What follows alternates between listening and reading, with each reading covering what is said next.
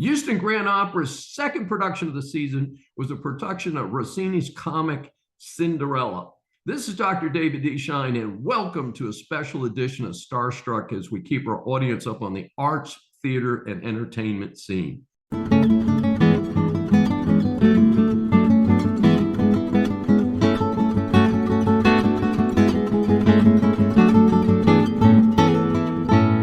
Gioacchino Rossini is a list of popular opera composers. Of his 39 operas, The Barber of Seville and William Tell may be the best known to American audiences. Cinderella does make the list of his better known operas, but perhaps due to the familiarity of the storyline. In my years of opera performances, this is the first time I've seen Cinderella. While most Americans hearing the title may immediately think of the Walt Disney animated version, the basic story actually dates back to ancient Greece. If you're ever considering taking your teens and preteens to an opera, this lighthearted production would be great.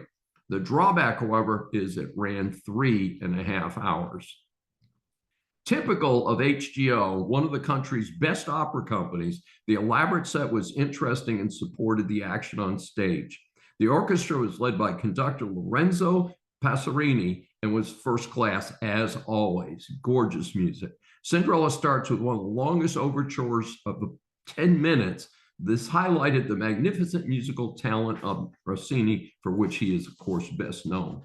So in this production, we have the two ugly stepsisters consistently attired in outrageous outfits. The interesting thing is, in the program are photographs of these two ugly stepsisters, and they're actually very beautiful ladies, but not in those costumes. They did not have major parts to sing, but acted with enthusiasm by soprano Elisa Goretzky as Clorinda and mezzo-soprano Emily Triegel as Tisbe. The mean stepfather, eager to marry one of his daughters to the prince to bail him out financially, was sung by baritone Alessandra Corbelli. He does get a chance to sing some solo parts, did a yeoman's job at that. The featured female is the daughter who is required to clean house and basically be a maid. Her part's name is Angelina, but is called Cinderella due to cleaning the soot out of the fireplace. This part is acted and sung by mezzo-soprano Isabel Leonard, who has a couple of fine solos. The commentary of a nearby guest at the intermission after the 90-minute first act was that the rats were great. Right. The performance's comedy largely comes from the clowning around of the 6 actors who are rats. They make no sound but communicate through their actions. Fortunately for us opera fans, the second act begins to feature some serious singing, mostly, however, by the male stars. The prince with a commanding tenor voice was sung by Jack Swanson. The prince's assistant, Dandini, was acted and sung nicely by baritone Lyril Samilov.